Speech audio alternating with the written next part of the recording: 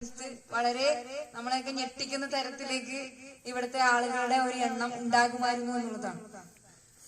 അപ്പൊ ആദ്യമായി തന്നെ ഈ ഒരു കുടുംബ സംഗമത്തിൽ സംഗമിച്ചിരിക്കുന്ന മുഴുവൻ സഹപ്രവർത്തകർക്കും ഹൃദയത്തിന്റെ ഭാഷയിലുള്ള അഭിവാദ്യങ്ങൾ നേരുകയാണ്. കേരളത്തിലുടനീളം എല്ലാ ജില്ലകളിലും വാർഡ് തലങ്ങളിൽ ഈ മഹാത്മാഗാന്ധിയുടെ നാമധേയത്തിൽ കുടുംബ സംഗമങ്ങൾ നടന്നു വരികയാണ്. ഒരു മാസക്കാലമായി നിർത്താതെ ഓരോ ദിവസവും കുടുംബ സംഗമങ്ങളുടെ പെരുമഴയാണ്. നമുക്കറിയാം, നമ്മുടെ ഇന്ത്യ മഹാരാജ്യത്തിന്റെ ചരിത്രം എന്ന് പറയുന്നത് ആ ചരിത്രം തന്നെയാണ് നമ്മൾ പ്രതിനിധാനം ചെയ്യുന്ന ഇന്ത്യൻ നാഷണൽ കോൺഗ്രസിന്റെ ചരിത്രം. ഇന്ത്യക്ക് സ്വാതന്ത്ര്യം നേടിക്കൊടുത്തത് ഇന്ത്യൻ നാഷണൽ കോൺഗ്രസ് ആണെങ്കിൽ ആ സ്വാതന്ത്ര്യത്തെ സംരക്ഷിക്കാനുള്ള ഉത്തരവാദിത്വവും നമ്മുടെ കൈകളിൽ ഭദ്രമാണ് എന്നുള്ളതിന്റെ മുന്നറിയിപ്പാണ് ഈ നമ്മൾ ഒത്തുചേരുന്ന, അതും മഹാത്മാഗാന്ധിയുടെ നാമധേയത്തിൽ നമ്മൾ ഒത്തുചേരുന്നത്.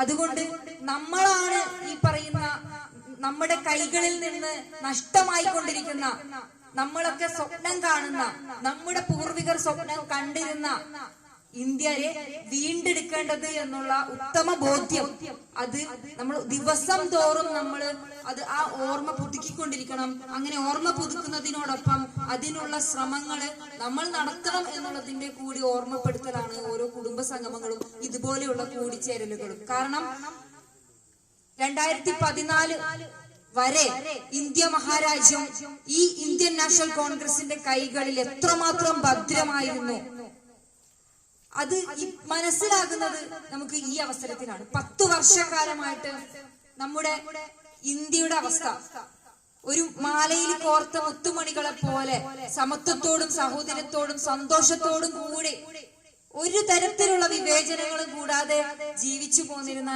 ഇന്ത്യ ജനങ്ങളുടെ ഇടയിലേക്ക് ഈ പറയുന്ന വർഗീയവാദികൾ, നരേന്ദ്രമോദിയുടെ നേതൃത്വത്തിലുള്ള വർഗീയവാദികൾ ഭരണം പിടിച്ചെടുത്തതിന് ശേഷം ജാതിയുടെയും മതത്തിന്റെയും വേഷത്തിന്റെയും വർണ്ണത്തിന്റെയും പേരിലൊക്കെ ഇന്ത്യയിലുള്ള ജനങ്ങളെ ആകെ ഭിന്നിപ്പിച്ച് അവരുടെ ഇടയിലേക്ക് വർഗീയതയുടെ വിത്തുകൾ പാകി നമ്മുടെ മനസ്സുകളെ ആകെ വിവേചന ബുദ്ധിയോടെ കാണുന്ന തരത്തിലേക്ക് മാറ്റിയിരിക്കുകയാണ്. അതിന്റെ ഫലം എന്താണ്? നമ്മളൊക്കെ മനുഷ്യനെ മനുഷ്യനായിട്ട് കാണാനായിട്ട് സാധിക്കാതെ നമ്മൾ എന്ത് ഭക്ഷിക്കണം, നമ്മൾ എന്ത് വസ്ത്രം ധരിക്കണം എന്ന് പോലും ഒരു ഭരണകൂടം നമ്മളോട് ആജ്ഞാപിക്കുന്ന തരത്തിലേക്ക് ഏകപക്ഷീയമായിട്ട് നമ്മുടെ ഭരണകൂടം മാറുമ്പോൾ മനുഷ്യരുടെ ചിന്താഗതികൾ തന്നെ മാറിക്കൊണ്ടിരിക്കുകയാണ്. പൗരത്വ നിയമ ഭേദഗതി ബില്ലൊക്കെ കൊണ്ടുവന്ന് ഒരു വിഭാഗം മതം മാത്രം ഈ ഒരു രാജ്യത്ത് നിലനിന്നാൽ മതി എന്നുള്ള തരത്തിലേക്ക് ഒരു ഭരണകൂടം ആജ്ഞാപിക്കുമ്പോ, അല്ലെങ്കിൽ ആ ഒരു ബില്ലിനെ ഭേദഗതി ചെയ്യുമ്പോ, ചരിത്രത്തിൽ ഇല്ലാത്ത തരത്തിലേക്ക് ഭേദഗതി ചെയ്യുമ്പോ അവർ വളച്ചൊടിക്കാൻ ശ്രമിക്കുന്നത് കാലങ്ങളായി, നാളുകളേറെയായി ചരിത്ര പാരമ്പര്യമുള്ള നമ്മുടെ ഇന്ത്യ മഹാരാജ്യത്തിന്റെ ചരിത്രത്തെ വളച്ചൊടിക്കുക എന്നുള്ള ഗൂഢലക്ഷ്യത്തിന്റെ ഭാഗമായിട്ടാണ്. നമുക്കറിയാം, ഇവിടെ ചെറിയ കുട്ടികൾ പഠിക്കുന്ന പാഠപുസ്തകങ്ങളിൽ പോലും ഇന്ത്യയുടെ ചരിത്രമാണ് നമ്മൾ പഠിച്ചു വളരുന്നത്. പക്ഷെ നമ്മുടെ കുട്ടികൾ പഠിക്കുന്ന പാഠപുസ്തകങ്ങളിൽ നിന്ന് ഇന്ത്യയുടെ യഥാർത്ഥ ചരിത്രത്തെ പോലും ഇപ്പോ എടുത്തു കളഞ്ഞുകൊണ്ടിരിക്കുകയാണ്. അതിന്റെ പ്രധാന ഭാഗങ്ങളെയൊക്കെ എടുത്തു കളഞ്ഞുകൊണ്ട് നമ്മുടെ മഹാത്മാവായിട്ടുള്ള മഹാത്മാഗാന്ധിയെ, രാഷ്ട്രപിതാവായിട്ടുള്ള മഹാത്മാഗാന്ധിയെ കൊന്ന നാഥുറാം വിനായക് ഗോഡ്സെയെ മഹാത്മാവായിട്ട് ആ സ്ഥാനത്ത് പ്രതിഷ്ഠിക്കാനുള്ള വലിയ തന്ത്രപ്പാടിലാണ് ഈ പറയുന്ന വർഗീയവാദികളായിട്ടുള്ള നരേന്ദ്രമോദി സർക്കാരിന്റെ നേതൃത്വത്തിലുള്ള സംഘപരിവാർ ഇപ്പൊ ശ്രമിച്ചുകൊണ്ടിരിക്കുന്നത്. അപ്പൊ അത്തരത്തിലേക്ക് കുട്ടികൾ പഠിക്കുന്ന പാഠപുസ്തകങ്ങളിൽ നിന്ന് അതിനെ എടുത്തു മാറ്റുമ്പോ, വളഞ്ഞ ചരിത്രം അതിലേക്ക് കുത്തി തിരികെ വെക്കുമ്പോ ഈ കുട്ടികൾ പഠിച്ചു വളർന്നു വരുന്നത് ഇന്ത്യയുടെ തെറ്റായ ചരിത്രത്തെ ആണ് എന്നുള്ളത് നമ്മൾ മനസ്സിലാക്കണം. അപ്പോ ഇന്ത്യൻ നാഷണൽ കോൺഗ്രസിന്റെ പിന്മുറക്കാരായിട്ടുള്ള, അതിനെ സംരക്ഷിക്കേണ്ട നമ്മൾ ആ കുട്ടികളുടെ ഇടയിൽ നിന്ന് മുളയിലെ തന്നെ നുള്ളേണ്ടത് നമ്മുടെ മാത്രം ഉത്തരവാദിത്വമായിട്ട് മാറിയിരിക്കുകയാണ്. കാരണം അത് വളർന്നു വലുതായി കുട്ടികൾ തെറ്റായ ചരിത്രം പഠിച്ച് വലുതായി ഈ ഇന്ത്യയെ തലതിരിച്ചു വെക്കുന്ന തരത്തിലേക്ക് മാറിയ പിന്നെ ആ സമയത്ത് നമുക്ക് തിരുത്താമെന്ന് വിചാരിച്ചാൽ അത് നമുക്ക് അസാധ്യമായിട്ടുള്ള കാര്യമായിട്ട് മാറും.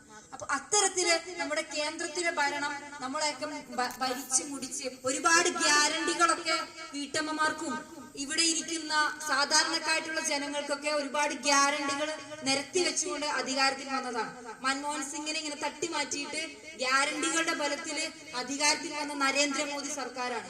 പെട്രോളിന്റെ വില പകുതിയാക്കി തരാം, ഡീസലിന്റെ വില പകുതിയാക്കി തരാം, ഗ്യാസിന്റെ വില പകുതിയാക്കി തരാം എന്നൊക്കെ പറഞ്ഞ് അധികാരത്തിൽ വന്നിട്ട് ഇന്ന് ഗ്യാസ് സിലിണ്ടറിന് ഒരു സിലിണ്ടറിന് എത്ര രൂപ കൊടുക്കണം? 1200 വില കൊടുത്താലാണ് ഒരു സിലിണ്ടർ കിട്ടുള്ളൂ. അതുപോലെ പെട്രോളിന്റെ വില പകുതിയാക്കി തരാമെന്ന് പറഞ്ഞിട്ട് ഇന്ന് ഒരു സാധാരണക്കാരൻ പോയി പെട്രോൾ അടിക്കണമെങ്കിൽ എത്ര രൂപ കൊടുക്കണം എന്നുള്ളതൊക്കെ നമുക്കറിയാവുന്ന കാര്യമാണ്. അപ്പോ എന്ത് പറഞ്ഞോ അതിന്റെ നേരെ വിപരീതമായിട്ട് സംഭവിച്ച ഒരു ഭരണകൂടം ഉണ്ടെങ്കിൽ അത് നരേന്ദ്രമോദി അധികാരത്തിൽ വന്നതിന് ശേഷമാണ്. അതുപോലെ സ്ത്രീ സുരക്ഷ, ഈ നാട്ടിലെ യുവാക്കൾക്ക് തൊഴിലവസരങ്ങൾ സൃഷ്ടിക്കും എന്നൊക്കെ ഘോര ഗ്യാരണ്ടികൾ പറഞ്ഞു വന്നിട്ട് ഇന്ന് ഏറ്റവും അധികം തൊഴിലില്ലായ്മ നിരക്ക് നേരിടുന്ന ഒരു രാജ്യം എന്നുണ്ടെങ്കിൽ അത് ഇന്ത്യ മഹാരാജ്യം തന്നെയാണ്. അങ്ങനെ നരേന്ദ്രമോദി നമ്മുടെ ഇന്ത്യയെ ഭരിച്ചു മുടിച്ചിങ്ങനെ കൊണ്ടുപോകുമ്പോ ആ നരേന്ദ്രമോദിയുടെ സംഘപരിവാറിന്റെ ബ്രാൻഡ് അംബാസഡർ ആയിട്ട് കേരളത്തിൽ പ്രവർത്തിക്കുന്ന മുഖ്യമന്ത്രിയാണ് ഇന്ന് കേരളം ഭരിച്ചു മുടിച്ചുകൊണ്ടിരിക്കുന്ന പിണറായി വിജയൻ. ആ പിണറായി വിജയനെ പറ്റി കൂടുതലൊന്നും ഇവിടെ ഇരിക്കുന്നവർക്ക് പറഞ്ഞു തരേണ്ട ആവശ്യമില്ല. കാരണം ഓരോരുത്തർക്കും ഉമ്മൻചാണ്ടിയെ പറ്റി നമുക്ക് ആർക്കെങ്കിലും പ്രത്യേകിച്ച് പറഞ്ഞു തരേണ്ട ആവശ്യം ഉണ്ടാവും? ഈ നാട്ടിലെ കേരളത്തിലെ ജനങ്ങൾക്ക് ഉമ്മൻചാണ്ടിയെ പറ്റി പറഞ്ഞു കൊടുക്കേണ്ട ആവശ്യമില്ല. കാരണം എന്താണ്? ഓരോ ജനങ്ങൾക്കും ഓരോ മനുഷ്യർക്കും വ്യക്തിപരമായിട്ട് ഉമ്മൻചാണ്ടിയുടെ കയ്യിൽ നിന്ന് എന്തെങ്കിലുമൊക്കെ സഹായം ലഭിച്ചവരായിരിക്കും. അതുകൊണ്ട് ഉമ്മൻചാണ്ടിയെ പറ്റി പ്രത്യേകിച്ച് പറഞ്ഞു കൊടുക്കേണ്ട ആവശ്യമില്ല. അന്ന് പറഞ്ഞ പോലെ പിണറായി വിജയനെ പറ്റി നമുക്ക് ആർക്കും പറഞ്ഞു തരേണ്ട ആവശ്യമില്ല. കാരണം വ്യക്തിപരമായിട്ട് നമ്മൾ അനുഭവിച്ചുകൊണ്ടിരിക്കുന്ന കാര്യങ്ങളാണ്. നമ്മൾ ലൈഫില് നമ്മൾ എക്സ്പീരിയൻസ് ചെയ്തുകൊണ്ടിരിക്കുന്ന ഒരു വലിയ വിപത്താണ് ഈ പിണറായി വിജയൻ എന്ന് പറയുന്ന മുഖ്യമന്ത്രി. ആ മുഖ്യമന്ത്രി ഇവിടെ അധികാരത്തിൽ വന്നതിന് ശേഷം 8-9 വർഷക്കാലമായിട്ട് കേരളം തലതിരിഞ്ഞ് നിൽക്കുകയാണ്. കേന്ദ്രത്തിൽ എങ്ങനെ നരേന്ദ്രമോദി ഇന്ത്യയെ കൊണ്ടുപോയിക്കൊണ്ടിരിക്കുന്നു അതിന്റെ അതേ തലത്തില് ഒരു നാണയത്തിന്റെ ഇരുവശങ്ങൾ പോലെ പ്രവർത്തിച്ചു കൊണ്ടിരിക്കുന്ന പിണറായി വിജയൻ സ്ത്രീ സുരക്ഷയൊക്കെ പറഞ്ഞ അധികാരത്തിൽ വന്ന ഒരു സർക്കാരാണ്.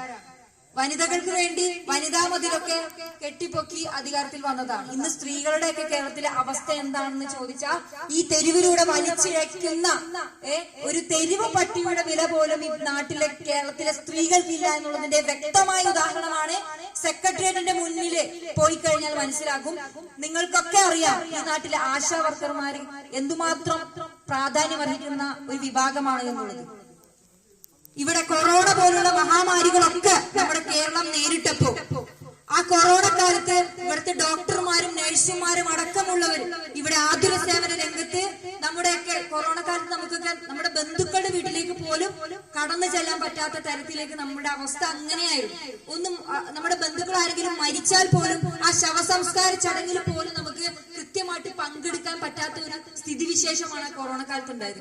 അങ്ങനെ അത്രയും വലിയ വെല്ലുവിളി നമ്മൾ അതിജീവിച്ചുകൊണ്ടിരിക്കുന്ന സമയത്ത് ഡോക്ടർമാർക്ക് ഒരു ലേബലുണ്ട്, ഡോക്ടർ എന്നുള്ള ലേബലുണ്ട്, നഴ്സിന് നേഴ്സ് എന്നുള്ള ലേബലുണ്ട്. പക്ഷെ അതൊന്നുമില്ലാതെ ഈ പറയുന്ന സ്വന്തം കുടുംബമൊക്കെ മറന്നുകൊണ്ട്, കുടുംബത്തിലെ ആവശ്യങ്ങളൊക്കെ മറന്നുകൊണ്ട് ഒരു പെണ്ണാണ്, ഒരു അമ്മയാണ്, ഒരു സ്ത്രീയാണ് അവർ മറ്റുള്ളവരുടെ വീട്ടിലേക്ക് ആതുര സേവനവുമായിട്ട് കടന്നു ചെന്നിട്ടുണ്ടെങ്കിൽ ആ വിഭാഗം ആളുകളാണ് ആശാ വർക്കർമാർ എന്ന് പറയുന്നത്. അത്രയധികം ഈ കേരളത്തിന് വേണ്ടി സേവനം അനുഷ്ഠിച്ചിട്ടുള്ള ആശാ വർക്കർമാർ ഇന്ന് പിണറായി വിജയന്റെ കാൽ കീഴില് ഈ പറയുന്ന സെക്രട്ടേറിയറ്റിന്റെ മുന്നിൽ ഇരുന്ന് സമരം ചെയ്യുന്ന അവസ്ഥയാണ്. എന്തിനു വേണ്ടിയിട്ടാണ്? തങ്ങൾക്ക് തുച്ഛമായിട്ടുള്ള കിട്ടിക്കൊണ്ടിരുന്ന വെറും 232 രൂപ മാസം കിട്ടുന്ന, അല്ലെങ്കിൽ 7000 രൂപ മാസം ശമ്പളമല്ല, വെറും ഓണറേറിയ മാത്രമായിട്ടുള്ള 7000 രൂപ കൃത്യമായിട്ട് കൈകളിലേക്ക് കൊടുക്കാൻ പോലും, ആ ആശാ വർക്കർമാർക്ക് പോലും കൃത്യമായിട്ട് കൊടുക്കാൻ ഈ പറയുന്ന പിണറായി വിജയൻ സർക്കാരിന് സാധിക്കുന്നില്ല എന്നുള്ളതാണ്. അത് കണ്ടാൽ തന്നെ നമുക്ക് മനസ്സിലാകും ആശാ വർക്കർമാരുടെ അതാ കേവലം ആ ഒരു വിഭാഗം സ്ത്രീകളുടെ അവസ്ഥ അതാണെങ്കിൽ, ഈ സർക്കാരിന് വേണ്ടി അഹോരാത്രം പണിയെടുത്ത സ്ത്രീ വിഭാഗത്തിന്റെ അവസ്ഥ, താഴെത്തട്ടിലുള്ളവരുടെ അവസ്ഥ അതാണെങ്കിൽ ഈ നാട്ടിലെ ബാക്കി ജനവിഭാഗങ്ങളുടെ അവസ്ഥയൊന്നും നമുക്ക് പറഞ്ഞു തരേണ്ട ആവശ്യമില്ല. ക്ഷേമ പെൻഷൻ ഇല്ല, ഈ ഇവിടുത്തെ കർഷകരുടെ ആനുകൂല്യങ്ങൾ കിട്ടുന്നില്ല, വിദ്യാലയങ്ങളിൽ സ്കോളർഷിപ്പുകൾ കിട്ടുന്നില്ല, പ്രീ മെട്രിക് സ്കോളർഷിപ്പ് കിട്ടുന്നില്ല, ഇ ഗ്രാൻസ് കിട്ടുന്നില്ല. എന്തിനാണ് സ്കൂളുകളിൽ ഉച്ചക്കഞ്ഞി കൊടുക്കാൻ പോലും പിണറായി വിജയൻ ഇപ്പൊ സാധിക്കുന്നില്ല. ഈ അവസാനം പറഞ്ഞത് പൊതുപരീക്ഷ നടത്താൻ പോലും അവിടെ പണമില്ല എന്നാണ്. ഈ ഇന്ന് പിന്നെ പറയുകയാണെങ്കിൽ ഇവിടെ അമ്മമാരിരിപ്പുണ്ട്. ഇരിപ്പുണ്ട്, മാതാപിതാക്കൾ ഇരിപ്പുണ്ട്, എല്ലാവരും ഉണ്ട്. ഇന്ന് നമ്മുടെ യുവാക്കള്, നമ്മുടെ വളർന്നു വരുന്ന ചെറിയ മക്കള് നേരിടുന്ന, നമ്മുടെ സമൂഹം നേരിടുന്ന ഏറ്റവും വലിയ വെല്ലുവിളിയാണ് എന്ത്? ലഹരി എന്ന് പറയുന്നത്. അത് പണ്ട് സിഗരറ്റും മദ്യപാനവും ഒക്കെ ആയിരുന്നെങ്കിൽ ഇന്ന് ലഹരി എന്ന് പറയുന്നത് ഇതൊന്നും അല്ല. ഇതൊക്കെ കടന്ന് നമ്മുടെ ചെറുപ്പക്കാർ അപ്ഡേറ്റഡ് ആയി ഇന്ന് എത്തി നിൽക്കുന്നത് മാരകമായിട്ടുള്ള കെമിക്കലായിട്ടുള്ള രാസലഹരിയുടെ പിന്നാലെ അവർ പായുകയാണ്. അതിന് MDMA, LSD, സ്റ്റാമ്പ്, മോർഫിൻ, അതുപോലെ കൊക്കൈൻ, ബ്രൗൺ ഷുഗർ, അങ്ങനെ പല പേരുകളിലാണ് ഇത് അറിയപ്പെടുന്നത്. അത് അടിച്ചു കഴിഞ്ഞാൽ രുചിയില്ല, മണമില്ല, അതുപോലെ സ്മെല്ലില്ല, നമുക്ക് തിരിച്ചറിയാൻ പറ്റില്ല. ഇതൊക്കെ എപ്പോഴാണ് തിരിച്ചറിയാൻ പറ്റില്ലെന്ന് അറിയോ? വെഞ്ഞാറമുട്ട് കൊലപാതക കേസ് കണ്ടില്ലേ? അഫാൻ എന്ന് പറയുന്ന ഒരു ചെറുപ്പക്കാരൻ ആ വീട്ടിലെ കുടുംബത്തിലെ മുഴുവൻ അംഗങ്ങളെയും ചുറ്റിക കൊണ്ടൊക്കെ അടിച്ച് ക്രൂരമായിട്ട് കൊലപ്പെടുത്തി അവിടെ നിലം പരിശാക്കി ഇട്ടിട്ട് ഇന്ന് അവൻ ഇങ്ങനെ തേരാപ്പാറ നടക്കുന്നുണ്ട്. അവൻ സത്യം പറഞ്ഞ ആ അമ്മയുടെ മകനാണോ ഈ പറഞ്ഞ കൂടപ്പുറപ്പുകളെല്ലാം കൊന്നൊടുക്കിയത് എന്ന് ചോദിച്ചാൽ ഇല്ല എന്ന് പറയേണ്ടി വരും. അവൻ ഉപയോഗിച്ച ഏത് ലഹരിയാണോ ആ ലഹരിയാണ് അത്തരത്തിലുള്ള ക്രൂരകൃത്യം ചെയ്യാനായിട്ട് ആ ചെറുപ്പക്കാരനെ പ്രേരിപ്പിച്ചത്.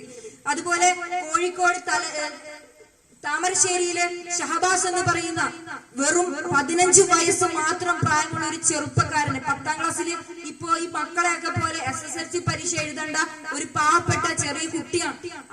അവന്റെ ക്ലാസ്സിൽ പഠിക്കുന്ന സഹപാഠികൾ കൂടി ചേർന്ന് നടു റോട്ടിലിട്ട് തല്ലി, നഞ്ചക്ക് പോലുള്ള മാരകായുധങ്ങൾ ഉപയോഗിച്ച് തല്ലി കൊന്നിട്ട് അവിടെ കൂടി നിന്ന ആളുകൾക്ക് പോലും അതൊന്നും വന്ന് രക്ഷിക്കാനായിട്ട് സാധിച്ചില്ല. അത്തരത്തിൽ ക്രൂരമായിട്ടുള്ള അക്രമത്തിന്റെ പാതയിലാണ് അവിടെ ആ കൊലപാതകങ്ങളൊക്കെ ഉണ്ടായത്. നമ്മുടെ യുവാക്കളൊക്കെ ഈ പറയുന്ന അക്രമം എന്ന് പറയുന്നത്, വയലൻസ് എന്ന് പറയുന്നത് ഏറ്റവും എക്സ്ട്രീം ലെവലിലേക്ക് പോയിരിക്കുന്ന ഒരു അവസ്ഥയാണ്. അവര് ഉപയോഗിക്കുന്ന ലഹരി എന്ന് പറയുന്നത് നമ്മളൊക്കെ കണ്ടു വളർന്നതൊന്നും അല്ല. സിഗരറ്റും ബീഡിയും കാജാബീഡിയും ഒന്നുമല്ല. ഇപ്പോഴത്തെ ലഹരി എന്ന് പറയുന്നത് അത്രക്ക് മത്ത് പിടിപ്പിക്കുന്ന, നമ്മളൊക്കെ ഉപയോഗിച്ചു കഴിഞ്ഞാൽ സ്വർഗലോകമാണെന്നൊക്കെയാണ് അവർ പറയുന്നത്.